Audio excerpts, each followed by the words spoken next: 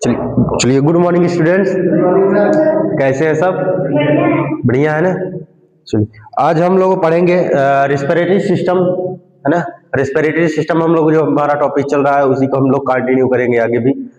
सर्वप्रथम मैं सत्यम पटेल, राजकीय औद्योगिक प्रशिक्षण संस्थान मार्टिनगंज, आप सभी स्टूडेंट का हार्दिक स्वागत अभिनंदन करते हैं अपने यूट्यूब चैनल में, है ना। ये आप लोगों की 10:30 बजे से क्लासेज स्टार्ट हो जाती है ना। फटाफट अब लाइव स्टार्ट कर देंगे आप लोगों, तो फटाफट लाइव आ जाइएगा।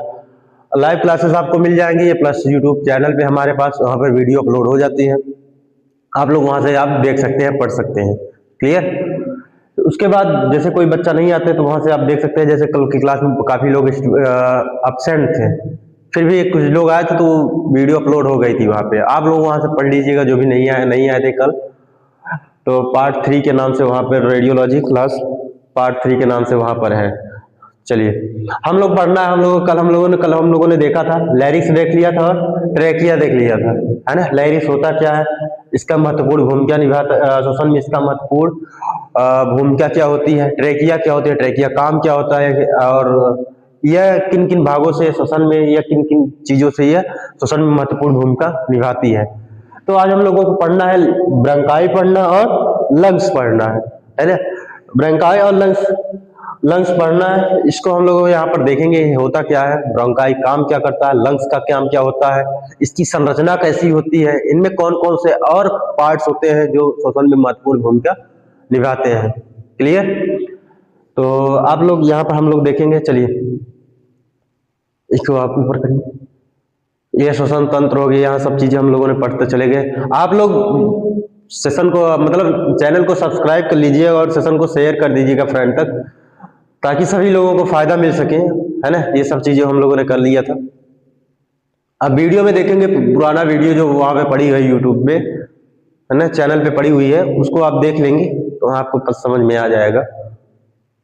चलिए और आगे, बस एक और टॉपिक, बस ब्रोंकाई क्या होता है, ब्रोंकाई क्या होता है ना। और ब्रोंकाई क्या होता है, यह श्वसन में महत्वपूर्ण क्या भूमिका निभाती है, ये सी चीज हम लोग आप देखेंगे, हम आप देखेंगे। क्लियर? तो ब्रोंकाई जो होता है, श्वास नली में निकलने वाली दो मुख्य नलिकाएं होती हैं। ट्रेकिया से निकलने वाली जो ट्रैकिया होती है, ट्रेकिया जो होती है, श्वास नली को हम क्या बोलते हैं, ट्रेकिया से निकलने वाली दो मुख्य नलिकाएं होती है, ये वाली, है ना। जो ये ट्रेकिया होती है, ये क्या होती है, ये ट्रेकिया शुरू कहां से होती है, लैरिक्स से शुरू होकर ब्रोंकाई तक खत्म हो जाती है। ये वाला पार्ट क्या होता है, ट्रेकिया होता है ना। क्या होता है ये ट्रेकिया से जो आगे वाला पार्ट होता है, ट्रेकिया यहाँ तक खत्म हो जाता है, ट्रेकिया के आगे वाला पार्ट क्या होता है, ब्रोंकाई होता है, जो श्वसन के लिए फेफड़ों के अंदर तक ले जाते हैं, ये वाला पार्ट, है ना। ये क्या होता है, ट्रेकिया होता है। जो यहाँ पर देखेंगे, एक स्लाइड और करना तो ऊपर, ये दो जो ट्रेकिया वो पार्ट होता है जो दाएं लंग्स को और बाएं लंग्स में हवा को अंदर ले जाती है ना। क्या करती है, ट्रेकिया जो होती है, ब्रोंकाई जो होती है, यह लंग्स के दोनों भागों तक हवा को ले जाती है, दो भागों में बढ़ जाती है। ट्रेकिया कितने भागों में बढ़ जाती है, दो भागों में बढ़ के प्रत्येक भाग को क्या बोलते हैं, ब्रोंकाई बोला जाता है। क्या बोला जाता है, ब्रोंकाई बोला जाता है।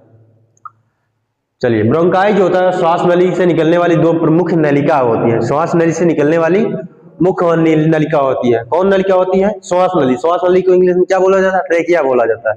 ट्रेकिया से निकलने वाली दो मुख्य नलिकाएं होती हैं जो हवा फेफड़े के अंदर ले जाती है, जो हवा को फेफड़े के अंदर ले जाती है और फिर ये छोटी छोटी नलिकाओं में बढ़ जाती है। ये वाली देखना इधर, ये जो क्या होती है, ब्रोंकाई होती है। ब्रोंकाई के बाद भी ये छोटे छोटे नलिकाओं में बढ़ जाती है ना, और नलिकाओं में बढ़ जाती है जहां ऑक्सीजन और कार्बन डाइऑक्साइड का आदान प्रदान होता है। क्लियर? ब्रोंकाई में क्या होता है, ब्रोंकाई के माध्यम से ऑक्सीजन और कार्बन डाइऑक्साइड आदान प्रदान होता है, कार्बन डाइऑक्साइड बाहर निकलता है और ऑक्सीजन अंदर जाता है। दो लंग्स होते हैं, कितने लंग्स होते हैं, दो लंग्स होता है, एक राइट हो गया, इधर लेफ्ट वाला हो गया। अब इन्हीं देखिए, ट्रेकिया तो एक है, ट्रेकिया से हवा अंदर आएगी, अगर ट्रेकिया से हवा अंदर आएगी। ब्रोंकाई क्या होती है, ब्रोंकाई या ट्रेकिया होती है, इसके दो भाग हो जाते हैं, है ना, ट्रेकिया के दो भाग, और उस भाग को हम लोग बोलते हैं ब्रोंकाई। ठीक, क्या बोला जाता है? ब्रोंकाई बोला जाता है। ब्रोंकाई के माध्यम से हवा बाहरी लेफ्ट लंग्स और राइट लंग्स में हवा प्रवेश करती है, और यहीं से कार्बन डाइऑक्साइड बाहर निकलती है। क्लियर? यहाँ तक कोई दिक्कत? चलिए, होता है। और आदान प्रदान ब्रोंकाइटिस, इन ब्रोंकाई का सूजन होता है। जो ब्रोंकाइटिस नामक एक बीमारी होती है, ये क्या होती है? ब्रोंकाइटिस जो होती है, यह एक प्रकार की बीमारी होती है। कब होती है? जब ब्रोंकाइटिस में या ब्रोंकाई में सूजन उत्पन्न हो जाती है। क्या हो जाती है? सूजन उत्पन्न, स्वेलिंग आ जाती है, उसको हम लोग क्या बोलते हैं? ब्रोंकाइटिस। क्या बोला जाता है? ब्रोंकाइटिस बोला जाता है, जिससे बलगम बनता है। ब्रोंकाइटिस, जब ब्रोंकाइटिस रोग होता है तो क्या होता है? बलगम बनता है। क्या बनता है? बलगम बनता है, म्यूकस जिसे बोलते हैं, बलगम, और खांसी आती है, जिसके कारण वायरस ब्रोंकाइटिस बनने का कारण क्या होता है? धूम्रपान होता है और वायरस होते हैं, है ना। धूम्रपान, बीड़ी, सिगरेट जो लोग पीते हैं, उनके लंग्स के या उनके ब्रोंकाइटिस क्या हो जाती है? सूज जाती है, ब्रोंकाई सूज जाती है। उस सूजने वाली स्थिति को ब्रोंकाइटिस बोला जाता है। क्या बोला जाता है? ब्रोंकाइटिस। ब्रोंकाइटिस क्या होता है? ब्रोंकाई में सूजन होता है। क्या होता है? ब्रोंकाइटिस में सूजन होता है, ब्रोंकाई में सूजन होता है, उस स्थिति को ब्रोंकाइटिस बोला जाता है। या किससे बनता है? बलगम से बनता है, और खांसी आती है। जब ब्रोंकाइटिस होती है तो बलगम बनता है और खांसी आती है, निरंतर खांसी आती रहती है। क्लियर बच्चों? क्या आती है? निरंतर खांसी आती रहती है। जिसके ब्रोंकाइटिस होने का कारण, मुख्य रूप से कारण कौन होता है? वायरस होता है, जो टीबी हुई हो जाता है लोगों को, उसमें भी बलगम बनता है। और धूम्रपान, बीड़ी, सिगरेट, है ना, ये सब जो करते हैं उनमें अत्यधिक मात्रा में आ जाता है। गांजा वांजा जो पीते हैं, है ना, चीलम वाले बाबा लोगों को ये अक्सर हो जाता है ना। फिर क्या होता है?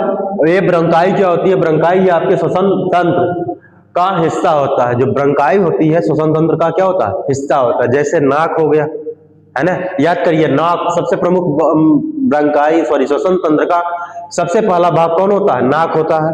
नाक के बाद आता है फेरिक्स, है ना, फिर आता है लैरिक्स, फिर आता है ट्रैकिया। ट्रैकिया के बाद क्या आता है? ब्रोंकाई होता है। ट्रैकिया बाद क्या आता है? ब्रोंकाई होता है। क्लियर? फिर जो हवा हिस्सा होता है, और हवा को नाक मुख से फेफड़ों तक ले जाने के लिए काम करता है। क्लियर? ब्रोंकाई क्या करती है? हवा को फेफड़ों तक ले जाने में महत्वपूर्ण भूमिका निभाती है। नाक भी वही काम करता है, फेरिक्स भी काम करता है ना, और लैरिक्स भी काम करता है, ट्रैकिया भी काम करता है। कौन? हवा को फेफड़े तक ले जाने का। लेकिन उनका स्पेशल गुण होता है ना।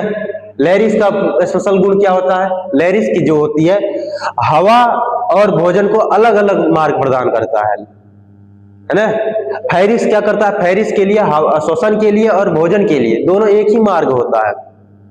फेरिक्स जब हम लोग पढ़ रहे थे, यह क्या होता? कॉमन रास्ता होता है, भोजन के लिए भी और श्वसन के लिए। लैरिक्स क्या करता है? इस जो कॉमन रास्ता होता है भोजन के लिए और श्वसन के लिए, वो अलग कर देता है ना। लैरिक्स जब आप पढ़ रहे थे उसमें देखिएगा, एपिग्लॉटिस जो था, यह क्या होता था? एक पत्ती का ढक्कन होता था, है ना, जो पत्ती का ढक्कन होता था, जो भोजन को श्वास लेने में जाने से रोकता है ना। पिछली वीडियो में है। तो भोजन को रोकने का काम कौन करता है? लैरिक्स। लैरिक्स के अंदर एक उपास्थि होती है, एपिग्लॉटिस, है ना। एपिग्लॉटिस उपास्थि होती है। जो एपिग्लॉटिस उपास्थि होती है, यह काम करती है ढक्कन जैसी संरचना होती है, ढक्कन का काम करती है, जो भोजन को फेफड़े में जाने से रोकती है। क्लियर? चलिए, फेफड़े तक जाने का काम करती है। श्वास नली से, ट्रैकिया से निकलने के बाद यह दो ब्रोंकाई, दाएं फेफड़े और दूसरा बाएं फेफड़े में जाती है। जो ब्रोंकाई होती है दो भागों में, ट्रैकिया जो दो भागों में बट जाती है ना, उन दोनों भागों को क्या बोला जाता है? ब्रोंकाई बोला जाता है। जो दाहिने तरफ जा रही है, दाहिने फेफड़े के लिए नली जा रही है, उसको राइट ब्रोंकाई बोला जाता है, और जो लेफ्ट की तरफ जा रही है उसे लेफ्ट ब्रोंकाई बोला जाता है ना। यहां तक कोई दिक्कत? चलिए, तो हम लोग यहाँ पर डिस्कस कर रहे थे ना बच्चों, थोड़ा सिस्टम लैच होने की वजह से थोड़ा डिले हो गया था। सिस्टम नेटवर्क प्रॉब्लम नहीं था, या टेक्निकल इशू बोल सकते हैं इसको। ये क्या था? टेक्निकल इशूज के कारण वो थोड़ा वीडियो डिलीट मतलब लैच हो गया था। चलिए, हम फिर से उसी फ्लो में पढ़ना स्टार्ट कर देते हैं। क्लियर? फिर से उसी फ्लो में आते हैं, फिर वही चीजें करते हैं। हम लोग पढ़ रहे थे क्या, ब्रोंकाई पढ़ रहे थे। ब्रोंकाई क्या होता है, ये आपके श्वसन तंत्र का हिस्सा होता है। क्या होता है, श्वसन तंत्र का हिस्सा होता है। जैसे नाक हो गया, फेरिक्स हो गया, लैरिक्स हो गया, ट्रैकिया हो गया, ठीक उसी प्रकार से ये भी श्वसन में भी महत्वपूर्ण भूमिका निभाता है। यह हवा को, यह जो ब्रोंकाई होती है, हवा को मुख से फेफड़ों तक ले जाने का काम करती है। सेकंड काम यह करती है श्वसन नली। यह श्वसन से निकलने के बाद, यह श्वसन नली से निकलने के बाद, ट्रैकिया से निकलने के बाद, यह दो ब्रोंकाई, दो दाएं फेफड़े और दूसरा बाएं फेफड़े में जाती है ना। जो ब्रोंकाई होती है ये दाहिने फेफड़े और बाहिने फेफड़े में जाती है, ठीक है ना। इसे दो भाग में बढ़ जाते हैं, ट्रैकिया दो भागों में बढ़ जाती है ना। उसी को हम लोग क्या बोलते हैं, ब्रोंकाई बोलते हैं। जो लेफ्ट साइड में जाती है उसे लेफ्ट ब्रोंकाई, और जो राइट साइड में जाती है तो राइट ब्रोंकाई के नाम से भी जाना जाता है। यह जो ट्रैकिया होती है, यह आगे चलकर दो छोटी नलिकाओं में विभाजित होती है। कितनी, दो छोटी नलिकाओं में विभाजित होती है, ये वाली, जिन्हें ब्रोंकियोल्स कहते हैं। ये वाली नलिका जिसे हम लोग क्या बोलते हैं, ब्रोंकिवोल्स। ये क्या होती है, ब्रोंकिवोल्स। ये ब्रोंकिवोल्स किसका पार्ट्स होता है, ब्रोंकाई का पार्ट्स होता है। किसका पार्ट्स होता है, ब्रोंकाई। ब्रोंकाई जो आगे चल के दो भागों में विभाजित हो जाती है, कहां पर, फेफड़ों में जाकर दो भागों में विभाजित हो जाती है। उस भाग को हम लोग क्या बोलते हैं, ब्रोंकिवोल्स बोलते हैं, ठीक है ना। जो अंत में वायु कोशिका में खत्म करती है। इसमें वायु कोशिका, जिसे हम लोग गुच्छे, अंगूर के गुच्छे की तरह संरचना जो होती है, इसे हम लोग क्या बोलते हैं, वायु कोशिका बोलते हैं। वायु कोशिकाओं में खत्म होती है, जो गैसों का आदान प्रदान करती है। जो गैसों का आदान प्रदान कार्बन डाइऑक्साइड अंदर करती है, कार्बन डाइऑक्साइड बाहर करने का काम करती है। कौन, ये, ठीक है ना, वायु कोश, जिसे हम लोग बोलते हैं, क्या बोलते हैं, वायु कोश। वायु कैसा हो, वायु कोश होता किससे, कैसे, इसकी संरचना कैसी होती है, वायु कोश की संरचना अंगूर के गुच्छे की तरह संरचना होती है, जो गैसों का आदान प्रदान करती है। क्लियर, यहां तक कोई दिक्कत बच्चों, चलिए आगे। ब्रोंकाई की मुख्य विशेषता क्या होती है, ब्रोंकाई की मुख्य विशेषता, इसकी मुख्य विशेषता, इसकी पहली चीज संरचना होती है, इसका विभाजन होता है, इसका काम क्या होता है, और इसकी सुरक्षा, है ना। शरीर में क्या प्रकार की सुरक्षा, श्वसन तंत्र में क्या सुरक्षा प्रदान करती है, लंग्स में क्या सुरक्षा प्रदान करती है, इसकी संरचना कैसी होती है, ब्रोंकाई की संरचना कैसी होती है। तो दूसरा नंबर, इसका विभाजन कैसे होता है ना, इसका विभाजन, फिर कार्य, फिर सुरक्षा, इसकी क्या बनाती है, ये सब इसकी विशेषताएं होती है। पहली विशेषता संरचना, श्वास नली फेफड़ों के पास पहुंचकर दो शाखाओं में बढ़ जाती है। हम पहले से पढ़ते चले आ रहे हैं। जो ब्रोंकाई जो होती है, श्वास नली का पार्ट्स होता है। किसका पार्ट्स होता है, श्वास नली का पार्ट्स होता है। श्वास नली के फेफड़ों के पास जब पहुंचती है, ये वाली ट्रैकिया, जब श्वास नली, ये ट्रैकिया जब फेफड़ों के पास पहुंचती है तो भागों में, दो भागों में विभाजित हो जाती है। इसी भाग को हम क्या बोलते हैं, ब्रोंकाई बोलते हैं। इसे हम क्या बोलते हैं, ब्रोंकाई बोलते हैं। दाएं श्वसनी, है ना, राइट ब्रोंकाई, और बाएं श्वसनी, लेफ्ट ब्रोंकाई में विभाजित होती है। दो भागों में विभाजित होती है ना ब्रोंकाई। कितने भागों में, दो विभागों में। पिछले मैंने बताया था, दाएं श्वसनी और बाएं श्वसनी। राइट साइड वाले, राइट लंग्स वाले को हम लोग, इधर वाले पार्ट्स को, है ना, दाहिने फेफड़े की तरफ जो ब्रोंकाई जाती है उसको हम लोग बोलते हैं राइट ब्रोंकाई, और जो बाएं फेफड़े की पास जो जाती है ब्रोंकाई, उसे बाएं श्वसनी बोला जाता है, या लेफ्ट ब्रोंकोस बोला जाता है ना। फिर इसका नाम होता है विभाजन। इसका विभाजन जो होता है, यह दो फेफड़े के अंदर जाके ब्रोंकाई दो छोटी नलिकाओं में विभाजित होती है, जिसे ब्रोंकियोल्स कहा जाता है। जो ब्रोंकाई जो होती है वो फेफड़े के अंदर दो भागों में विभाजित हो जाती है। कितने भागों में, दो भागों में। इससे हम लोग क्या बोलते हैं, ब्रोंकियोल्स। क्या बोलते हैं, ब्रोंकियोल्स बोलते हैं। क्या बोल देते हैं, ब्रोंकियोल्स। फेफड़े के अंदर जाके ये ब्रोंकाई दो छोटी नलिकाओं में विभाजित हो जाती है। दो छोटी नलिकाओं में विभाजित हो जाती है, इन नलिकाओं को हम लोग बोलते हैं ब्रोंकियोल्स कहा जाता है। क्लियर। फिर थर्ड नंबर होता है, इसका कार्य क्या होता है। इनका प्राथमिक कार्य वातावरण से ऑक्सीजन युक्त हवा को फेफड़े के अंदर ले जाना, है ना। इसका काम क्या होता है, ब्रोंकाई का काम क्या होता है, ब्रोंकाई का काम होता है, इसका प्राथमिक क्या काम जो होता है, वातावरण से ऑक्सीजन जो हम ले रहे हैं, नाक से, फेरिक्स, लैरिक्स, फिर ट्रैकिया से होते हुए कहाँ, ब्रोंकाई में जाता है ऑक्सीजन को फेफड़े तक ले जाना, और कार्बन डाइऑक्साइड को बाहर निकालने का काम करती है। ठीक। फिर फोर्थ नंबर इसका काम होता है ये हवा को फिल्टर करने और कीटाणु और हानिकारक कणों को फेफड़े के गहरे हिस्सों में पहुंचाने से रोकने में भी मदद करती है। इसकी सुरक्षा काम करती है। ये भी किसकी तरह काम करती है? फिल्टर करने का काम करती है, सुरक्षा, है ना। ब्रोंकाई का काम क्या होता है? सुरक्षा करने का। अब कैसे सुरक्षा करती है? कीटाणुओं और हानिकारक कणों, है ना, कीटाणुओं, हानिकारक कणों और हवा को क्या करती है? फिल्टर करती है ना। ये क्या करती है? हवा में जो हानिकारक कीटाणु होते हैं, धूल के कण होते हैं, उनको क्या करती है? फिल्टर कर देती है, रोक लेती है, इसके फेफड़े के अंदर जाने से रोकती है। क्लियर? चलिए, फिर ब्रोंकाई से जुड़ी समस्याएं क्या होती है? प्रॉब्लम्स, इसके रिलेटेड क्या होती है? प्रॉब्लम्स क्या क्या आती है इसमें, है ना। ब्रोंकाई में प्रॉब्लम्स क्या आती है? पहले हम लोगों ने पढ़ लिया था ब्रोंकाइटिस, है ना। पहले हम लोग क्या पढ़े थे? ब्रोंकाइटिस, जब इन नलिकाओं में सूजन आ जाती है। सूजन क्या होती है? ब्रोंकाइटिस होती है। इसमें ब्रोंकाई में जब सूजन आती है, उस सूजन को हम लोग क्या बोलते हैं? क्या बोला जाता है? ब्रोंकाइटिस बोला जाता है। क्या बोला जाता है? ब्रोंकाइटिस बोला जाता है। जब इन नलिकाओं में सूजन आ जाती है तो इसे ब्रोंकाइटिस कहते हैं। इसके मुख्य लक्षण खांसी और बलगम का बनना। ब्रोंकाइटिस कब बनता है? जब आपको खांसी आती है और आपके बलगम बनता है ना। बलगम और अगर खांसी आ रही है तो आपके यहाँ पे ब्रोंकाई में क्या होता है? ब्रोंकाइटिस हो जाता है ना। ये अक्सर टीबी के मरीजों में ज्यादा पाया जाता है। लगातार खांसी आती है ना, कभी कभी ब्लड भी आने लगता है बलगम के साथ। और हाँ, इसका मुख्य लक्षण क्या होता है? बलगम और खांसी बनना। ये टीबी के ज्यादा उसमें आते हैं। फिर उसका होता है तीव्र एक्यूट तीव्र आमतौर पर संक्रमण वायरस के कारण होता है, जो कुछ हफ्तों में ठीक हो जाता है। तीव्र जो होता है, एक्यूट जो होता है, ये आमतौर संक्रमण के वायरस के कारण होता है। इसके कारण वायरस के संक्रमण के, टीबी हो गया, इन सब के कारण होता है ना, जो कुछ हफ्तों में भी ठीक हो सकता है। फिर होता है क्रोनिक। ये क्या होते हैं? क्रोनिक समस्याएं होती, बीमारियां होती है ना। क्रोनिक क्या होता है? ये लंबे समय तक रहने वाली सूजन होती है। क्रोनिक जो होती है, ये ब्रोंकाई में लंबे समय तक सूजन रहती है ना।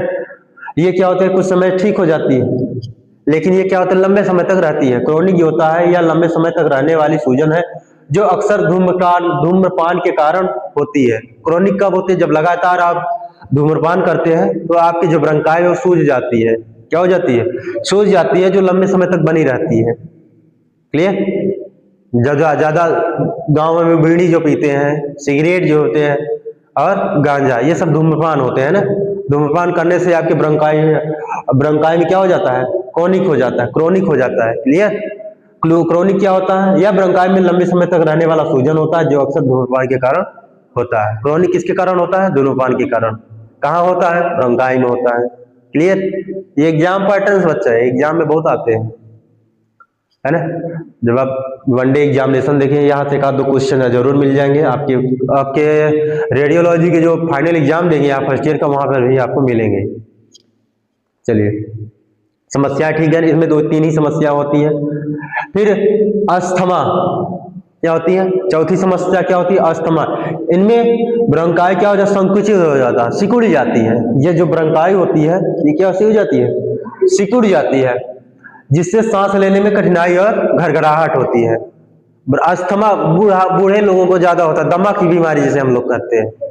बुजुर्ग लोगों में ज्यादा हो जाती है, और जो धूम्रपान ज्यादा करते हैं उनमें ये समस्याएं ज्यादा होती है।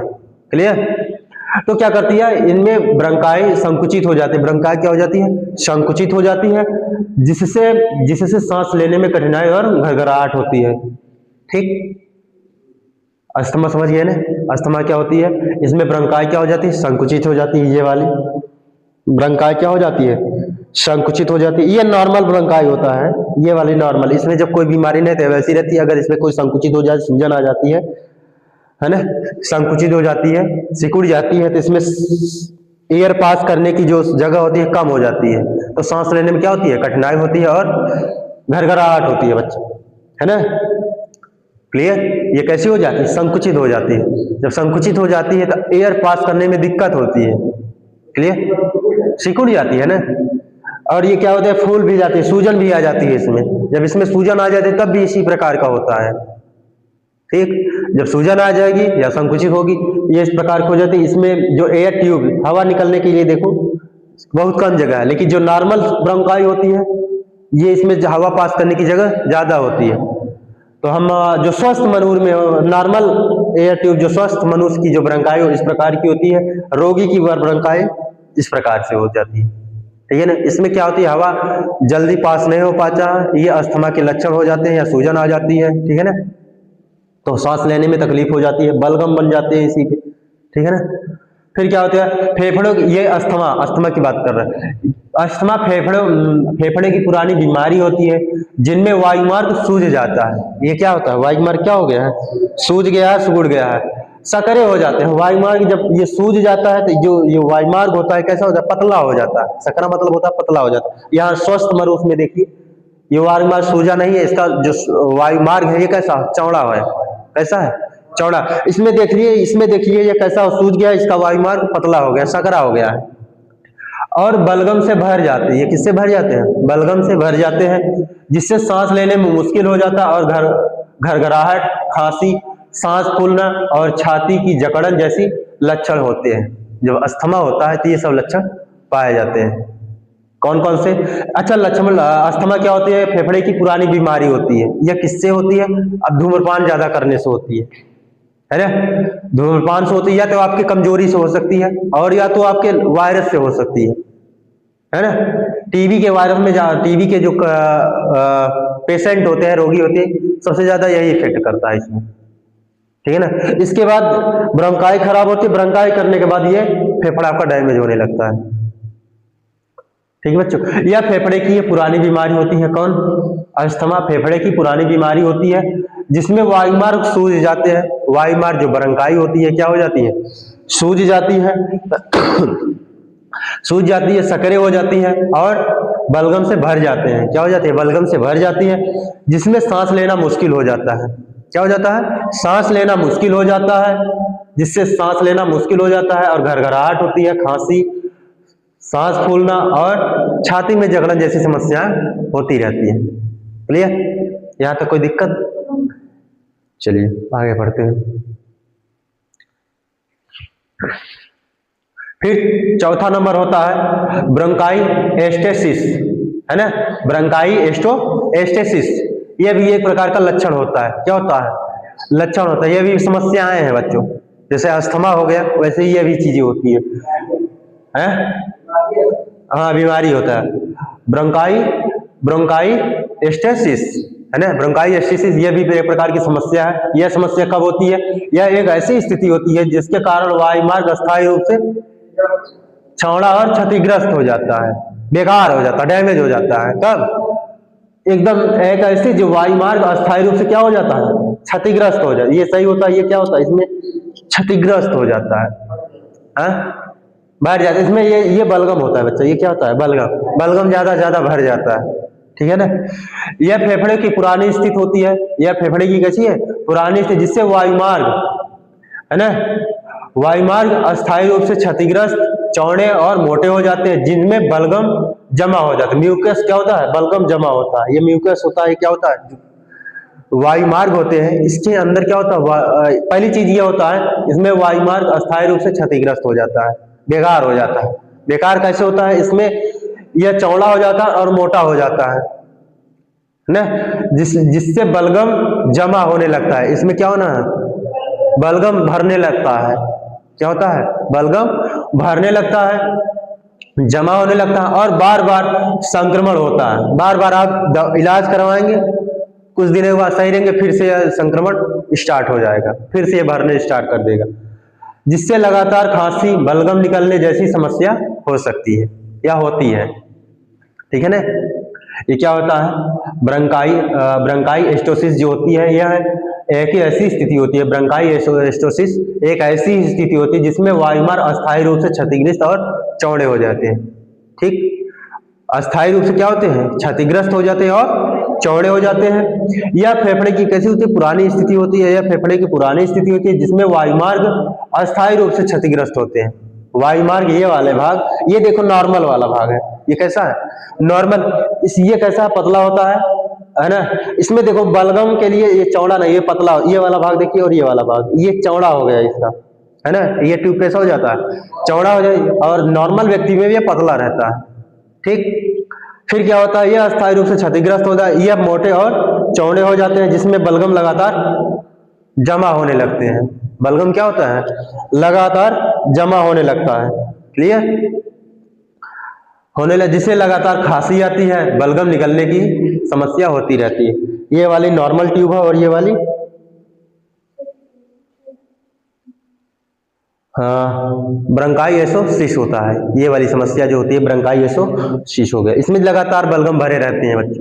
आप इलाज करवाएंगे, कुछ समय के बाद सही रहेगा, फिर से स्टार्ट होने लगता है। इसमें लगातार खांसी आएगी, बलगम हमेशा निकलता रहेगा। क्लियर? कोई दिक्कत? चलिए आगे। अगर चीजें नहीं समझ में आ रही है तो आप लोग कमेंट कर दीजिएगा, फिर से उसको हम लोग रिवाइज कर देंगे, ठीक है ना? फिर हम लोग पढ़ते हैं फेफड़ा, लंग्स, है ना? फेफड़ा पढ़ना भी हम लोग क्या पढ़े हैं? ब्रोंकाई पढ़े हैं। एक बार पीछे करना स्लाइड में, बस। ब्रोंकाई ये वाला पार्ट पढ़ लीजिए। ये क्या होता है? श्वास नली से निकलने वाली दो मुख्य नलिकाएं होती है। रिवीजन मार दे रहे हैं आपको ना। ब्रोंकाई क्या होती है? श्वास नली से निकलने वाली दो मुख्य नलिकाएं होती है, जो हवा को फेफड़े के अंदर ले जाने का काम करती है। फिर ये छोटी छोटी नलिकाओं में बढ़ जाती है। क्या हो जाती है? छोटी छोटी नलिकाओं में बढ़ जाती है, जो जहां कार्बन डाइऑक्साइड और ऑक्सीजन को आदान प्रदान होता रहता है। क्लियर? और इसमें एक रोग पाया जाता है ब्रोंकाइटिस, है ना? ब्रोंकाइटिस क्या होता है? ब्रोंकाई में सूजन होता है। ब्रोंकाइटिस क्या होता है? ब्रोंकाई में सूजन होता है, जिसमें लगातार बलगम बनता है और खांसी आती है, जिसके कारण वायरस, जिसके जो ब्रोंकाइटिस होने का कारण क्या होता है? लगातार धूम्रपान और वायरस के कारण होता रहता है। धूम्रपान जब करते हैं तो लगातार आपको ब्रोंकाइटिस होता रहता है, जो आपकी ब्रोंकाई होती है वो सूज जाती है। क्लियर? ये हम लोगों ने पढ़ लिया था। फिर उसके बाद श्वसन तंत्र में आपके श्वसन तंत्र का हिस्सा होता है, यह हवा को मुख से फेफड़े तक ले जाने में मदद करती है। क्लियर? श्वास नली ट्रैकिया से निकलने वाले दो भाग में बढ़ जाती है, एक दाएं फेफड़े की ओर जाती है और दूसरा बाएं फेफड़े में जाती है। आगे चलकर ये छोटी नलिकाओं में विभाजित हो जाती है, जिसे ब्रोंकियोल्स कहते हैं। क्या कहते हैं? ब्रोंकियोल्स कहते हैं। ठीक, चलिए ये सब क्या होती है? ब्रोंकियोल्स होते हैं। ये वाला पार्ट क्या होता है? ब्रोंकियोल्स होते हैं। तो आगे जाके दो भागों में विभाजित हो गए, जिन्हें हम क्या बोलते हैं? ब्रोंकियोल्स कहते हैं। अब इसकी मुख्य विशेषताएं क्या होती है? ब्रोंकाई की मुख्य विशेषताएं हम लोग इसकी संरचना को देख लिए, इसका विभाजन देख लिए, दो भागों में बढ़ जाती है ना? जिसे हम लोग क्या बोलते हैं? ब्रोंकियोल्स बोलते हैं। इसका कार्य हम लोगों ने देख लिया। इसका प्राथमिक कार्य ऑक्सीजन युक्त हवा को फेफड़े के अंदर तक ले जाना और कार्बन डाइऑक्साइड को बाहर निकालना होता है ना? फिर उसका सुरक्षा भी देख लिए। हवा को फिल्टर करती है, धूल के कणों को, वायरस को, बैक्टीरिया को अंदर जाने से रोकती है, फेफड़े के अंदर जाने से रोकती है ना? फिर उसकी ब्रोंकाई से जुड़ी समस्याएं हम लोगों ने, पहला होती है ब्रोंकाइटिस, ये हम लोगों ने देख लिया था। तीव्र हम लोग देख लिया। फिर क्रोनिक देख लिए थे, क्रोनिक देख लिया। फिर अस्थमा क्या होती है? अस्थमा को हम लोग डिटेल्स पढ़ लिए थे। क्लियर बच्चों? फिर ब्रोंकाई एसोटिस, ब्रोंकाई एक्केसिस हम लोगों ने देख लिया था, है ना? ये डैमेज हो जाती है, चौड़ी हो जाती है और लगातार बलगम बनते रहते हैं, लगातार खांसी आती रहती है, लगातार बलगम निकलते रहते हैं, है ना? अब हम लोग पढ़ रहे हैं लंग्स। फेफड़े क्या होते हैं? ऊपर करना। फेफड़े क्या होते हैं? फेफड़े का कार्य क्या पढ़ना? हमने क्या पढ़ना? फेफड़ा क्या होता है? फेफड़े का कार्य। चलिए, फिर ये फेफड़े की संरचना पढ़ना है। फिर पढ़ना है फेफड़े में जो लोब पाए जाते हैं, है ना? लोब क्या होते हैं? फेफड़े की संरचना में फेफड़े में लोब क्या होता है? दायां फेफड़ा, बायां फेफड़ा क्या होता है ना? फिर बायां फेफड़ा के साथ दूसरा लोब क्या होता है? एक ये सब चीजें हम लोगों ने यहाँ पे पढ़ना है। फेफड़े को स्वस्थ कैसे रखना है, फिर फ्लोरा, इसको हम लोग डिस्कस करेंगे। चलिए आ जाओ, फेफड़े पे आ जाओ। समझ में आ रहा है ना? है? जोर से बोलो जय माता दी। बस जोर से बोलो जय माता दी। चलिए फेफड़े पढ़ना है बच्चों। क्या पढ़ना है? फेफड़ा जो होता है छाती में स्थित जो अस्पंजी अंग होता है। क्या होता है?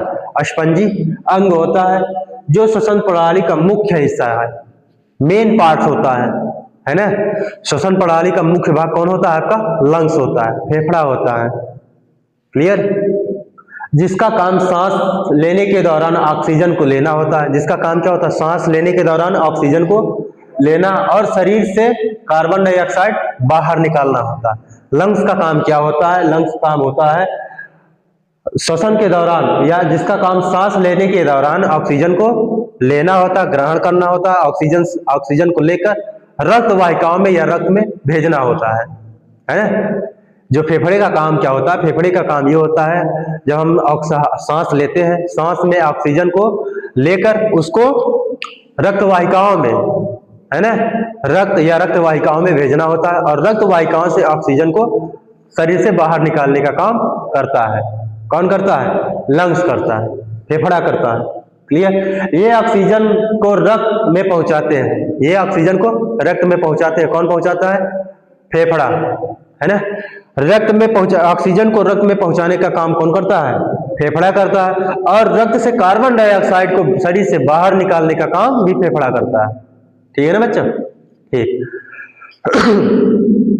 ऑक्सीजन को रक्त में पहुंचाते हैं और रक्त से CO2 को वापस फेफड़े में लाते हैं। ठीक है ना? यहां तक कोई दिक्कत? ठीक। फिर जिसे फिर सांस छोड़ते समय बाहर निकाल दिया जाता है। CO2 को जब सांस छोड़ते हैं तो क्या निकलते हैं? CO2 को जब हम फेफड़ा जो होता है, फेफड़ा जब सांस छोड़ते हैं तो CO2 को बाहर निकालता है। क्लियर? बाहर निकाल दिया जाता है। फेफड़े के अंदर छोटी नलिकाएं, हाथ हटाना, ब्रोंकियोल्स, हम लोगों ने देखा था, ये वाली क्या होती है? ब्रोंकियोल्स होती है। फेफड़े के अंदर क्या होती है? छोटी नलिकाएं, छोटी नलिकाएं को ब्रोंकियोल्स, अभी हम ब्रंकाई में पढ़े थे। ब्रंकाई का आगे वाला भाग होता है। ब्रंकाई जब दो भागों में डिवाइड होती है तो उसे हम क्या बोलते हैं? ब्रोंकियोल्स बोलते हैं। क्या बोला जाता है? ब्रोंकियोल्स बोला जाता है। तो ये ब्रोंकियोल्स कहाँ पाया जाता है? फेफड़े के अंदर पाया जाता है। क्या पाया जाता है? फेफड़े के अंदर। ये वाला पार्ट देखिए, है ना, ये वाला पार्ट, ये क्या होता है? ब्रोंकियोल्स होता है। जो छोटी नलिका है ब्रोंकियोल्स, और हवा की थैलियों एल्वियोली, है ना, एल्वियोली होती है। एल्वियोली जो गुच्छे वाली संरचना होती है, इसे हम क्या बोलते हैं? एल्वियोली बोला जाता है ना। वायु नलिका, वायु जो गुच्छे की संरचना होती है, 1 मिनट ऊपर करना, ये वाला, अरे 1 मिनट, ये वाली संरचना देख रहे हो ना, गुच्छे की, अंगूर के गुच्छे वाली संरचना, इसको एल्वियोली बोला जाता है। क्या बोला जाता है? एल्वियोली। चलो अभी आएगा, आगे है बच्चों। एल्वियोली होती है जहां गैसों का आदान प्रदान होता रहता है। एल्वियोली के माध्यम से गैसों को आदान प्रदान होता है। गैसों को, हवा, ऑक्सीजन को रक्त में कौन पहुंचाता है? एल्वियोली पहुंचाता है। ऑक्सीजन को रक्त में एल्वियोली पहुंचाता है, और रक्त से कार्बन डाइऑक्साइड एल्वियोली ग्रहण कर फेफड़े से बाहर निकाल दिया जाता है। यहां तक कोई दिक्कत? चलिए। और धूल के कीटाणु को रोकने के लिए बलगम और छोटे बालों की सीलियां भी से ढके होते हैं। जो एल्वियोली होती है ना, एल्वियोली या फेफड़े जो होता है, फेफड़े के अंदर एल्वियोली होती है, और जो क्या करती है, इसके अंदर, फेफड़े के अंदर सीलिया पाई जाती है और बलगम पाए जाते हैं छोटी मात्रा में, है ना। सीलिया पाई जाती है और बलगम पाए जाते हैं, जो काम करती है, जो हवा के अंदर या ऑक्सीजन के साथ जो आती है, क्या, ऑक्सीजन के अंदर, ऑक्सीजन से या सांस लेते समय जो धूल के कण आ रहे हैं, वायरस वगैरह, यहाँ भी फिल्टर होता है। 5-6 चरणों में फिल्टर होता है, तब भी आदमी बीमार पड़ जाते हैं। जबरदस्ती करोगे तो बीमार तो पड़ेगा हुई है। अब इतना परिसंचरण तंत्र, श्वसन तंत्र में इतना सुरक्षा लिया गया। पहले सुरक्षा कहाँ से स्टार्ट होती? नाक में भी सीलिया पाई जाती है, जो बड़े कणों को क्या कर देती है? अंदर जाने से रोकती है। उससे छोटा कण आया तो आपको फेरिक्स में सीलिया पाई जाती है और बलगम पाया जाता है, वो रोका। और उससे छोटा कण आया तो लैरिक्स में आया, लैरिक्स में भी क्या पाया जाता है? बलगम पाए जाते हैं, है ना। यहाँ से भी क्या होता है? सीलिया और बलगम पाए जाते हैं, जो कणों को फंसाते हैं। और उससे भी अगर छोटे कण आए, ट्रेकियम आ गया, ट्रेकियम भी बलगम और सीलिया पाया। ट्रेकिया से या ब्रंकाई में, या ब्रंकाई से या फेफड़े में, फेफड़े से।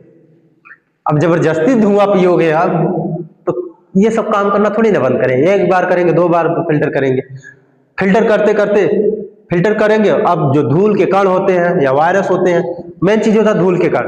धूल के कण या हानिकारक कण, जब आप सिगरेट पीते हैं या धूम्रपान करते हैं, बच्चों आप लोग नहीं करते, जो कर रहे हैं उनकी बात कर रहा हूं, धूम्रपान करते हैं, वो जो हानिकारक कण होते हैं वही आके धीरे धीरे इकट्ठा हो जाते हैं। क्या हो जाते हैं? इकट्ठा हो, जिससे क्या करती है, ब्रोंकाई जाम होने लगती है। क्या करती है? जाम हो जाती है। ये एल्वियोली जाम हो जाती है तो श्वसन में दिक्कत हो जाती है ना। तब क्या वहां पर आ जाती है, सूजन हो जाती है। ब्रोंकाई में क्या हो जाती है? सूजन आ जाती है ना, जिसे हम लोग ब्रोंको क्या बोला जाता था? ब्रोंकाइटिस, ब्रोंकाइटिस है ना, जिसे हम लोग क्या बोलते हैं? ब्रोंकाइटिस हो जाते हैं। अनेक तरह की बीमारियां उत्पन्न हो जाती हैं, ठीक है ना। चलिए, फिर धूल के कण कीटाणु को रोकने के लिए बलगम और छोटे बालों को सिलिया से ढके होते हैं। ये कैसे होते हैं? छोटे बालों और सिलिया से ढके रहते हैं। यहाँ तक कोई दिक्कत है? समझ में आ गया ना? चलिए, बहुत बढ़िया। अब फेफड़े का काम, फेफड़ा हम लोगों ने पढ़ लिया है, होता क्या है?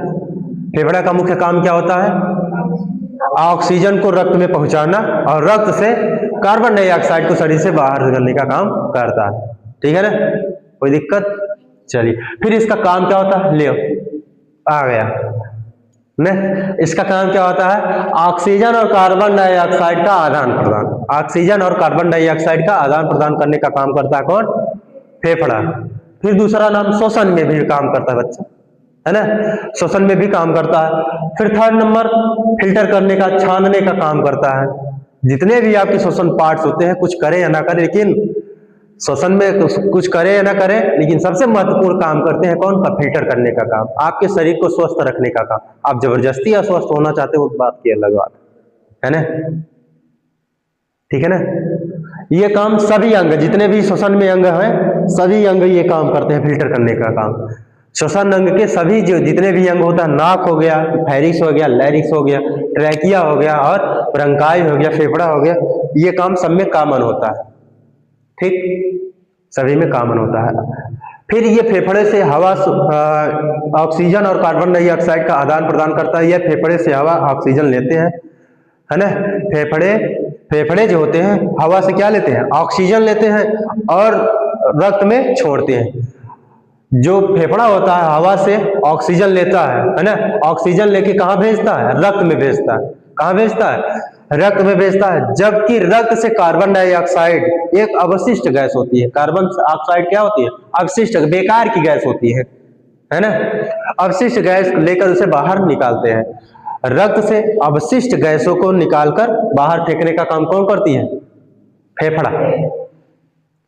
जबरदस्ती निकालते, तुम निकलो यहाँ से, तुम्हारा कोई काम नहीं है ना, उठा के फेंक देती है बाहर। चलो, बेकार की चीजों को कौन करता? फेंक देता है। ये अब अपने पास नहीं रखता भैया, तुम्हारी कोई जरूरत नहीं है। अब जो अच्छी चीजें हैं, ऑक्सीजन ले आओ, अंदर भेज देता है रक्त में, है ना। अच्छा काम कर रहा है, बहुत बढ़िया काम कर रहा है। फिर थर्ड नंबर, दूसरा नंबर होता है श्वसन। श्वसन का भी काम करता है फेफड़ा ना। सांस लेना और श्वास छोड़ने की प्रक्रिया में डायाफ्राम और छाती की मांसपेशियां मदद करती है ना।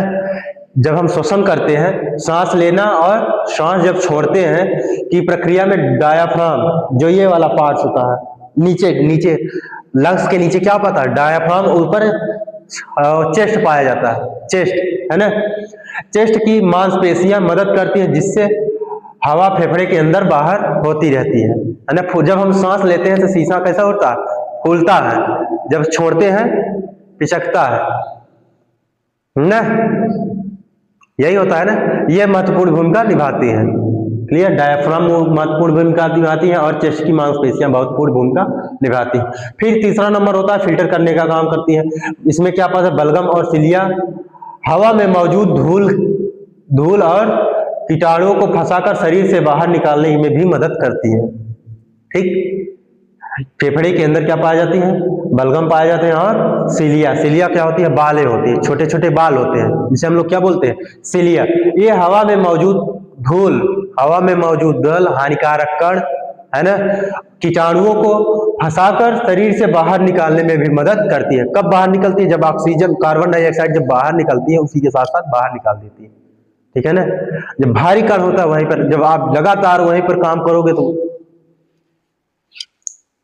न, जब समझ लिया, जब आप लगातार वहीं पर काम करोगे धीरे धीरे जमा हो जाता है। जब धीरे धीरे जमा हो जाए तो अस्थमा हो जाता है ना? बलगम जमने लगता है, वहां पे बहुत सी बीमारियां उत्पन्न होने लगती है। क्लियर? ये बहुत पूर्ण भूमिका निभाता है बच्चे। ये जो छोटे छोटे एल्वियोली जो पाई जाती है, एल्वियोली होती है, ये काम क्या करती है?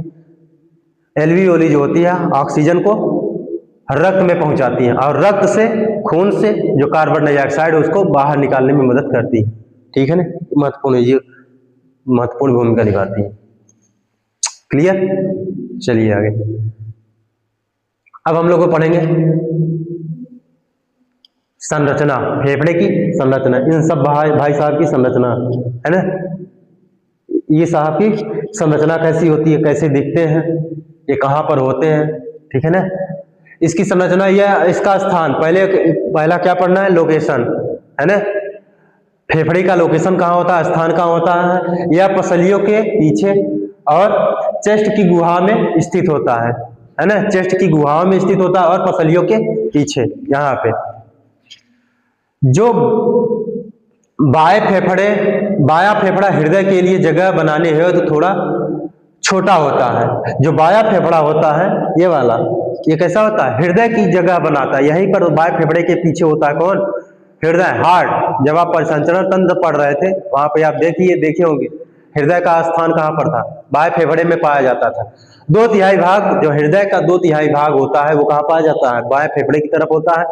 1/3 भाग दाहिने फेफड़े की तरफ होता है। याद करिए, याद है ना? नहीं याद हो तो याद कर लेना, तो उठा के फेंक देंगे। हाँ, जो होता है बाएं पसलिया के पीछे। अभी समय हो रहा है?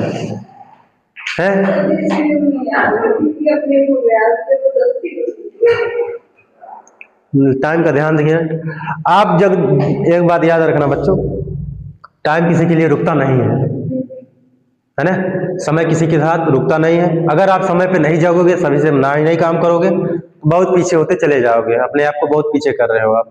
सभी बच्चों को, आपके लिए नहीं कर रहे, सभी बच्चों के लिए कर रहे हैं, जितने भी यहाँ पे देख रहे हैं, लाइव जुड़े हुए हैं, सभी के। टाइम बहुत इंपॉर्टेंट होता है। एक बार समय गुजर गया तो गुजर जाता है, दोबारा वापस नहीं आता। चलिए, हम फेफड़े की संरचना पढ़ रहे हैं। फेफड़े की संरचना है, इसका स्थान कहाँ होता है? इसका स्थान कहाँ पर होता है? यह पसलियों के पीछे होता है। कहाँ होता है? पसलियों के पीछे छाती गुहा में स्थित होता है। छाती की गुहा में स्थित होता है। बाया फेफड़ा हृदय के लिए जगह बनाने है तो छोटा होता है। यह जो बाया फेफड़ा दयालु होता है बच्चा। कैसा होता है? दयालु होता है। ले आओ तुम भी यहीं पर एडजस्ट हो जाओ, हम छोटा हो जाते हैं तुम्हारे लिए, है ना? हार्ट के लिए क्या हो जाता है? थोड़ा छोटा होता है। याद रहेगा ना? बाया फेफड़ा छोटा क्यों होता है? क्योंकि हार्ट के लिए जगह देता है ना? हृदय जो होता है, हृदय के लिए क्या होता है? छोटा हो जाता है। नाराज नहीं करता है ये, आ जाओ तुम ही समा जाओ इसी में, जिद्दी नहीं होता है। हाँ, चलिए, यहाँ तक कोई दिक्कत? दूसरा काम क्या करता है? वायु मार्ग बनाता है ना? वायु मार्ग के लिए महत्वपूर्ण होता है। फेफड़े की संरचना, इसमें क्या होता है? वायु मार्ग होती है। श्वसन नली से निकलने के बाद, है ना, ये ब्रोंकाई और फिर ब्रोंकियोल्स में बढ़ जाते हैं। ठीक, चलिए, ये तो हम लोगों ने पढ़ ही लिया, एयरवेज होते हैं इसमें। फिर फेफड़े में लोब पाए जाते हैं। क्या पाया जाता है? लोब पाए जाते हैं। लोब होता क्या है? नहीं पता, आगे पता चल जाएगा। जो लोब होता है, इसकी संरचना है। फेफड़े में एक लोब पाया जाता है, वो इसके मुख्य हिस्सा होता है, फेफड़े का मुख्य हिस्सा होता है। लोब क्या होता है? फेफड़े का हिस्सा, पार्ट होता है, ये समझ लीजिए। क्या होता है? पार्ट होता है, भाग समझ लीजिए। फेफड़े के मुख्य खंड या हिस्से होते हैं, जो मनुष्य के शरीर में कुल 5 लोब होते हैं। याद रहेगा ना? लोब कितने होते हैं? 5 होते हैं।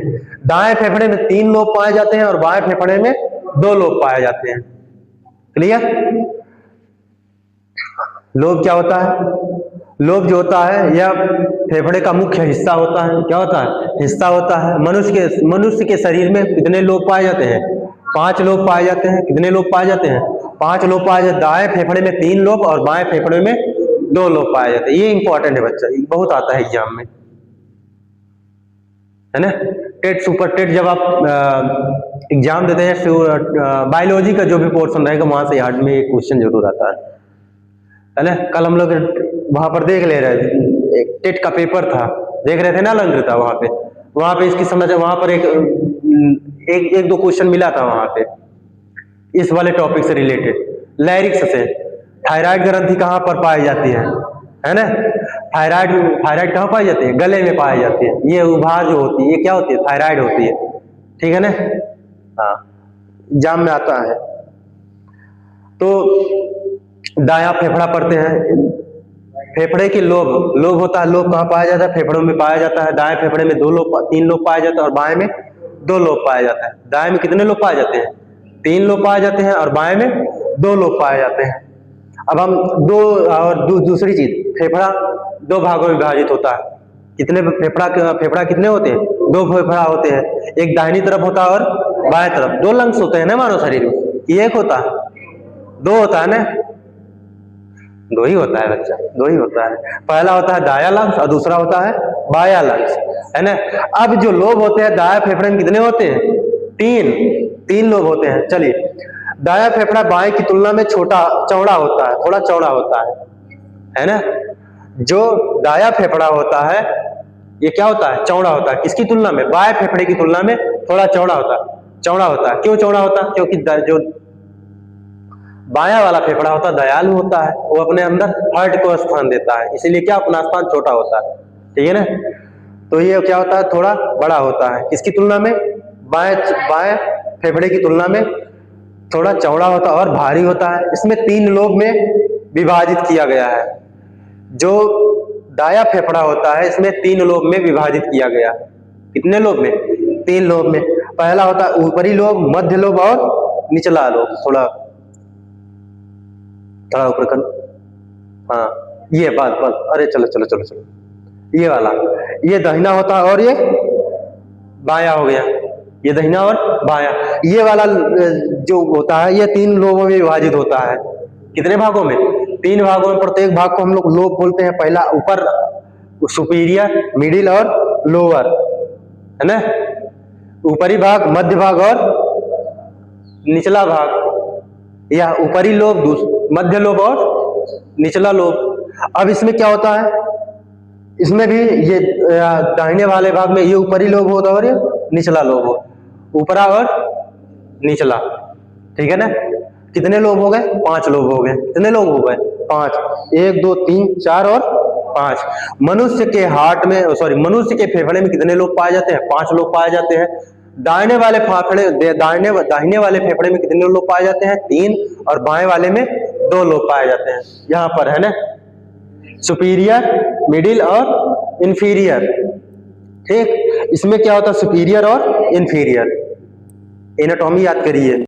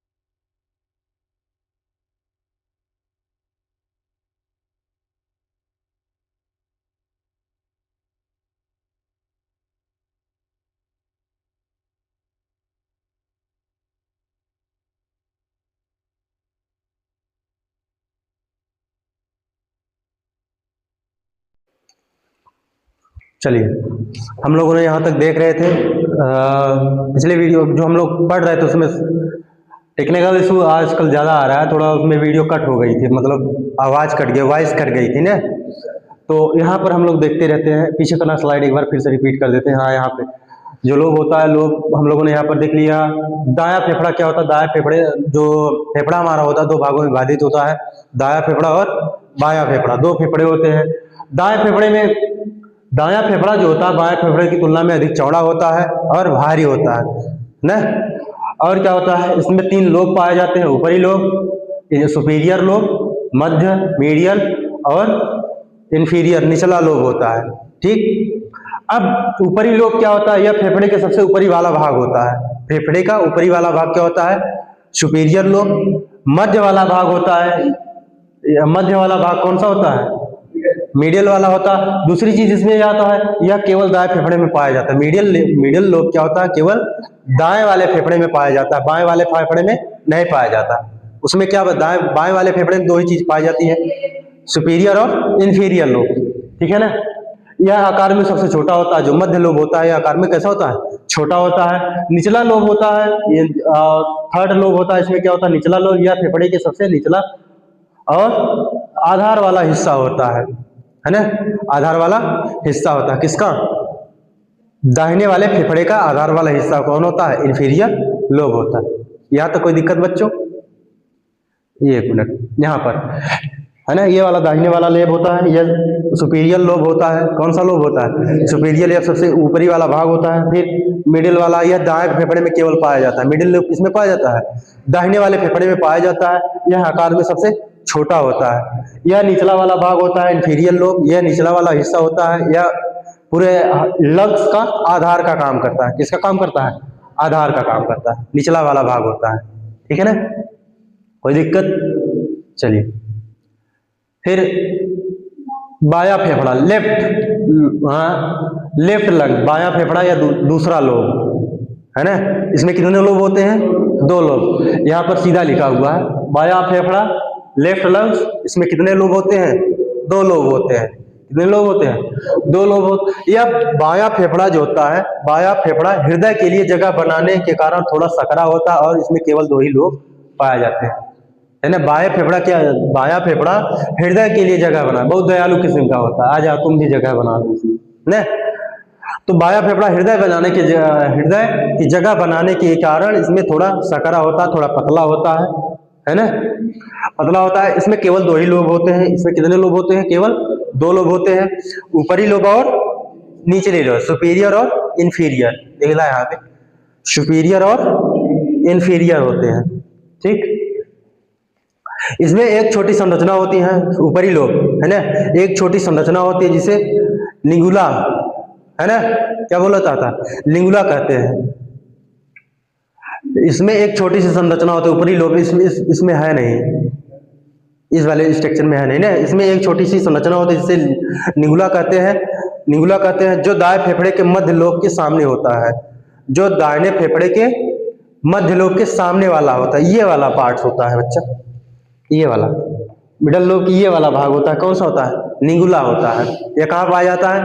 सुपीरियर वाले पार्ट्स में पाया जाता है, सुपीरियर लोब में पाया जाता है लिंगुला ना। इसे क्या बोलते हैं? निगुला बोला जाता है। यह एक छोटी सी संरचना होती है जिसे निगुला कहते हैं, जो दाएं फेफड़े के मध्य लोब के सामने पाया जाता है। निचला लोब यह बाएं फेफड़े का निचला हिस्सा होता है। ठीक है ना, बाएं फेफड़े का निचला हिस्सा कौन होता है? निचला लोब। यह किसका हिस्सा होता है? बाएं फेफड़े का निचला हिस्सा। यह भी आधार का काम करता है। किसका काम करता है? बेस का काम करता है, आधार का काम करता है। चलिए आगे,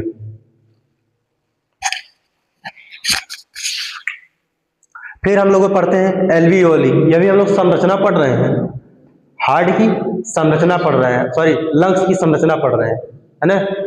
फिर उसमें क्या होता है? एल्वियोली पाए जाते हैं।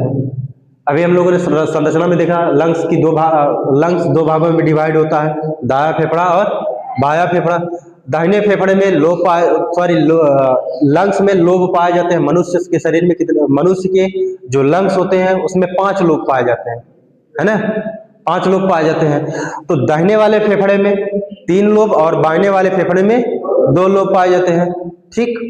फिर उसमें हम लोगों ने डिस्कस कर दिया था जो दाहिने वाले 3 लोब का नाम क्या होता है ना, सुपीरियर, मिडिल और इंफीरियर। सुपीरियर जो होता है ऊपरी वाले भाग होता है, यह सबसे बड़ा होता है ना। मिडिल वाला जो होता है या मिडिल वाला होता है, बीच वाला जो दाहिने वाले लंग्स के बीच वाला पार्ट होता है उसे हम मिडिल लोब्स बोलते हैं, और निचला होता है नीचे वाला भाग जो बेस का काम करता है, ठीक है ना।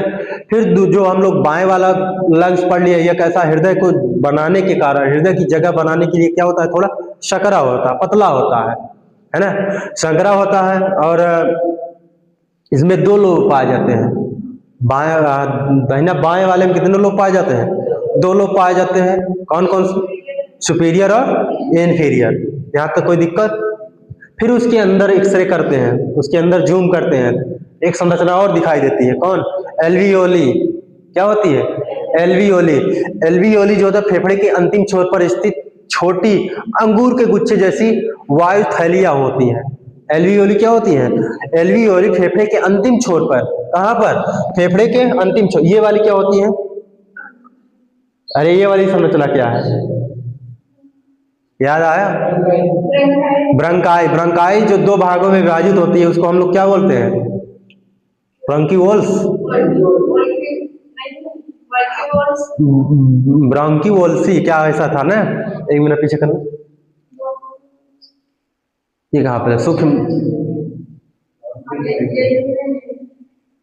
हाँ ये ब्रोंकीवोल्सी, और ऊपर करना, ब्रोंकाइटिस और ऊपर करना, ये नहीं है, ये नहीं,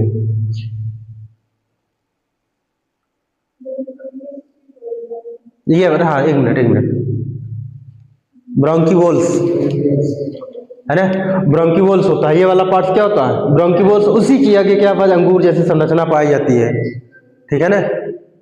चलो बस, एल्वियोल्स, ये क्या होता है, एल्वियोली होती है। एल्वियोली कहाँ पाई जाए, ब्रोंकीवोल्स की आगे वाली संरचना क्या बोला जाता है, एल्वियोली। यह जो होता है फेफड़े के अंतिम छोर पर स्थित होती है ना। एल्वियोली क्या होती है, फेफड़े के अंतिम छोर पर स्थित छोटी अंगूर की गुच्छे जैसी संरचना होती है ना। ये क्या होती है, छोटे अंगूर की गुच्छे जैसी संरचना जो वायु थैलियां होती हैं। ये कैसी होती है, वायु की थैलियां होती है। ये कैसी होती है, अंगूर के गुच्छे जैसी होती है। अंगूर खाए हो गया, साइलेंट कर लीजिए फोन। अंगूर की गुच्छे जैसी थैलियां, वायु थैलियां होती है, इसे हम बोलते हैं क्या, एल्वियोली बोला जाता है। फिर ये श्वसन प्रणाली की मुख्य इकाई कार्यकारी इकाई होती है, कार्यकारी इकाई होती है।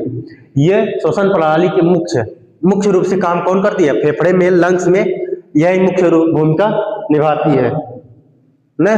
ये क्या करती है, जो वास्तव में ऑक्सीजन और कार्बन डाइऑक्साइड का आदान प्रदान करती है। एल्वियोली जो होती है लंग्स में पाई जाती है, लंग्स की अंतिम छोर होता है, क्या होता है, अंतिम छोर होता है। अंतिम छोर पर स्थित छोटी गुच्छे की, अंगूर के गुच्छे जैसी वायु की थैलियां होती हैं, ठीक, वायु की थैलियां होती हैं जो श्वसन प्रणाली मुख्य कार्यकारी होती है, जो श्वसन प्रणाली मुख्य काम करती है, ठीक है ना बच्चों। जहां वास्तव में ऑक्सीजन और कार्बन डाइऑक्साइड का आदान प्रदान करती है, ठीक है। अब इसकी एल्वियोली की मुख्य विशेषताएं और कार्य। इसकी मुख्य विशेषता क्या होती है, इसका काम क्या होता है, ठीक है ना। गैस का आदान प्रदान करना मुख्य काम हो गया, इसकी मुख्य विशेषता यही है ना, गैस एक्सचेंज करती है। इनका मुख्य काम सांस के द्वारा ली गई हवा से ऑक्सीजन को रक्त में पहुंचाना और रक्त से कार्बन डाइऑक्साइड अपशिष्ट पदार्थ जो होते हैं उसको बाहर निकालने का काम करती है। ये जो एल्वियोली होती है ना, एल्वियोली होती है, ये देखना यहाँ पे, इसके बाहर क्या होती है, रक्तवाहिकाएं होती हैं, क्या है, रक्तवाहिकाएं होती हैं, रक्तवाहिनियां होती हैं। इसमें क्या करते हैं, ये एल्वियोली यहाँ से वायु से ऑक्सीजन को कहाँ भेजती है, वायु से ऑक्सीजन को रक्त वाहिकाओं में भेजती है, आरबीसी को देती है, हीमोग्लोबिन को देती है, और वहां से कार्बन डाइऑक्साइड, देखो वहां से कार्बन डाइऑक्साइड निकल रहा है ना, यहाँ पे, यहाँ ध्यान से देखिए CO2 लिखा है, CO2 को बाहर निकाल रही है, और यहाँ पर देखना ऑक्सीजन अंदर जा रहा है। ये मुख्य भूमिका कौन निभाती है, एल्वियोली, एल्वियोली क्या होती है? अंगूर की गुच्छे जैसी वायु की थैलियां होती हैं, है ना। अंगूर की गुच्छे जैसी संरचना होती है, यह वायु की वास्तव में वायु की थैलियां होती है, पॉकेट होती है, ठीक है ना। यही मुख्य भूमिका निभाती है किसके लिए? श्वसन में। ऑक्सीजन को रक्त में पहुंचाती है और रक्त से कार्बन डाइऑक्साइड को बाहर निकालती है यहाँ पर, ठीक है बच्चों। कोई दिक्कत? कोई दिक्कत? चलिए, एल्वियोली हो गया। फिर अत्यधिक संख्या इसकी क्या होती है ना। दूसरा टॉपिक क्या है इसमें? अत्यधिक संख्या। वयस्क मानव के फेफड़े में लगभग 400 से 700 मिलियन एल्वियोली होती है। एल्वियोली होती है, यह बोर्ड एग्जाम में आता है। वयस्क मनुष्य में एल्वियोली की संख्या कितनी होती है? कितनी होती है? 400 से 700 मिलियन होती है, ये वाली संख्या, है ना। ये गुच्छे वाली संरचना कितनी होती है? 400 से 700 मिलियन एल्वियोली पाई जाती है, ठीक है ना। यहाँ पर देखना, यहाँ पे ये देखना, ये कार्बन डाइऑक्साइड को बाहर निकालती है और ऑक्सीजन को अंदर कर रही है, ये रक्त वाहिकाएं होती है ना। यहाँ पर देखना, यहाँ ये रक्त वाहिकाओं से घिरी हुई होती हैं, है ना। अब यहीं से ऑक्सीजन को इसमें देती हैं और कार्बन डाइऑक्साइड यहीं से बाहर निकाल देती है। कहाँ? फेफड़े में। फेफड़े से श्वास नली में, फेफड़े से ब्रंकाई में जाती है, ब्रंकाई से ट्रैकिया, ट्रैकिया से लैरिक्स, लैरिक्स से फैरिक्स, फैरिक्स से नोज, नोज से वायु बाहर ना। चलिए, अब क्या होती है? ये याद रहेगा ना, ब्रंकाई की संख्या कितनी होती है? 400 से 700 मिलियन एल्वियोली होती है। यह विशाल संख्या गैस के विनिमय के लिए बहुत बड़ा क्षेत्र सतह क्षेत्र प्रदान करती है। क्लियर? ये क्या करती है? जो इनकी संख्या, जितनी अधिक संख्या होगी उतनी अच्छे से हम श्वसन की संख्या, मतलब श्वसन की क्रिया आसानी से कर सकते हैं। जब आप सिगरेट पीते हैं, धूम्रपान करते हैं, है ना, जो अवशिष्ट कण होते हैं यहीं आके फंस जाते हैं। क्या हो जाते हैं? फंस जाते हैं, यहीं आके इकट्ठा हो जाते हैं। जब इकट्ठा हो जाते हैं तो एल्वियोली क्या हो जाती है? धीरे धीरे डैमेज होने लगते हैं। टीबी सबसे ज्यादा एल्वियोली, जो टीबी के वायरस होते हैं, है ना, टीबी वायरस जो होते हैं सबसे ज्यादा इसी को डैमेज करते हैं, है ना। एल्वियोली डैमेज कर देते तो रिस्पायरेटरी सिस्टम सही से काम नहीं करता, खांसी लगातार आती है, बलगम आते रहते हैं, है ना, धीरे धीरे फेफड़ा खराब हो जाता है ना। सबसे ज्यादा डैमेज कौन होता है? एल्वियोली। तो जितनी अधिक संख्या रहेगी एल्वियोली में, जितनी अधिक संख्या रहेगी एल्वियोली की, उतनी ही अच्छे से हम श्वसन की क्रिया आसानी से कर पाते हैं, ठीक है ना। इनकी विशाल संख्या गैस विनिमय में गैस का आदान प्रदान, है ना, गैस का आदान प्रदान का एक बहुत बड़ा सतह क्षेत्र प्रदान करती है। जितनी संख्या रहेगी एल्वियोली की, उतनी आराम से हम लोग श्वसन की क्रिया संपन्न कर पाते हैं। क्लियर बच्चों? फिर इसकी संरचना क्या होती है? इसकी संरचना, यह ब्रंकियोल श्वसन नलिका के अंत में स्थित होते हैं। कौन? इसकी संरचना, एल्वियोली की संरचना कहाँ पाई जाती है? ब्रंकियोल श्वसन नलिका, ब्रंकाई का जो आगले वाला भाग क्या होता है? ब्रोंकीओल्स होता है। जो ब्रंकाई जो दो भागों में बढ़ती है उसको हम क्या बोलते हैं? ब्रोंकीओल्स। इसी के अंत में, ब्रोंकीओल्स के अंत में गुच्छे जैसी संरचना पाई जाती है ना, गुच्छे जैसी संरचना। यह क्या होती है? वास्तव में वायु की थैलियां होती है ना। क्लियर? स्थित होती है अंत में। इनकी दीवारें अत्यंत पतली होती हैं और ये सूक्ष्म रक्त वाहिकाओं के जाल से घिरी होती हैं। ये वाले बच्चा ना, इनकी जो ये वाला देखो, इनकी जो दीवारें होती हैं, इनकी दीवारें, किसकी? एल्वियोली की दीवार अत्यंत पतली होती हैं। क्या होती है? अत्यंत पतली होती हैं और ये सूक्ष्म रक्त वाहिकाओं से घिरी रहती हैं, है ना, ढकी रहती हैं। अगर यह ना घिरी रहे तो ऑक्सीजन किससे लेंगे ये? और सॉरी, कार्बन डाइऑक्साइड किससे लेगा? ऑक्सीजन भेजने का काम इसीलिए होता है इसमें, ठीक है ना। फिर डिफ्यूजन, विसरण क्या होता है? यह कार्बन, ऑक्सीजन और कार्बन डाइऑक्साइड इन पतली झिल्लियों के माध्यम से एक प्रक्रिया द्वारा गुजरती है जिसे हम डिफ्यूजन कहा जाता है। डिफ्यूजन किसे कहते हैं? कार्बन डाइऑक्साइड और ऑक्सीजन का आदान प्रदान, है ना।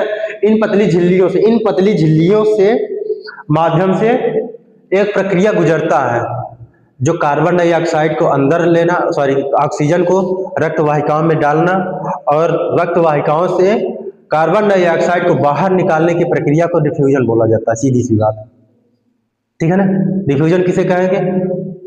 एल्वियोली की जो पतली दीवारें होती हैं उनमें से ऑक्सीजन को रक्त वाहिकाओं में और कार्बन डाइऑक्साइड को रक्त वाहिकाओं से श्वसन तंत्र में बाहर निकालने की प्रक्रिया की क्या बोला है? डिफ्यूजन कहा जाता है, ठीक है ना। यहाँ तक कोई दिक्कत? ऑक्सीजन और कार्बन डाइऑक्साइड इन पतली झिल्लियों के माध्यम से, कौन सी? ये वाली पतली झिल्लियों के माध्यम से एक प्रक्रिया द्वारा गुजरती हैं, जिसे हम लोग क्या बोलते हैं? डिफ्यूजन कहा जाता है, ठीक। यहाँ तक कोई दिक्कत? चलिए आगे। अब हम लोग लंग्स को स्वस्थ कैसे रखें, फेफड़े को स्वस्थ कैसे रखना है? सबसे चीज जीवन शैली का उपाय करना है। स्वस्थ जीवन शैली, धूम्रपान से बचना होता है, धूल प्रदूषण से बचाव करें और मास्क का प्रयोग करें। बंद कर देना है ना। धूम्रपान से बचना होता है, सिगरेट, दारू, गांजा, सिगरेट, बीड़ी नहीं पीना है ना। अगर पीते रहेंगे ये ब्रोंकाई खत्म हो जाएंगे, सीधे टाटा बाय बाय, खत्म हो जाएगा, टीवी उबी हो जाएगा, है आदमी की डेथ हो जाती है। धूम्रपान, फेफड़े को स्वस्थ रखने के लिए धूम्रपान से बचे। धूल प्रदूषण से बचना होता है, जहाँ अत्यधिक जहरीली गैस, विषाक्त गैसें जहाँ पर होती है वहां पर नहीं जाना होता है। मास्क का प्रयोग करना होता है। कोविड याद करिए, जब कोविड का समय था सब लोग मास्क ले आते, है ना। कोरोना वायरस जब आया था तो सभी लोग मास्क, सैनिटाइजर न। और ये क्या, जो कोविड था डायरेक्ट लंग्स पे अटैक कर रहा था बच्चे, है ना, लंग्स पे अटैक कर रहा था। तो धूम्रपान से बचना है, धूल प्रदूषण से बचाव करें और मास्क का प्रयोग करें। दूसरा क्या होता है? दूसरा व्यायाम करें, एक्सरसाइज करना होता है। लंग्स को मजबूत करने के लिए एक्सरसाइज करना होता है। गहरी सांस लेने के व्यायाम से फेफड़े की क्षमता और सहनशीलता बढ़ जाएगा, है ना। सांस जो आता है व्यायाम में, एक नाक, चलो गहरी सांस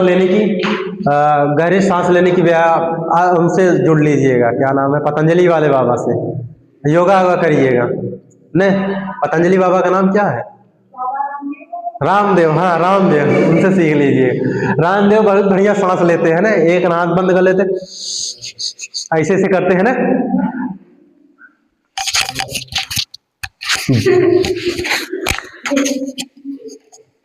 तो रुकिए एक मिनट।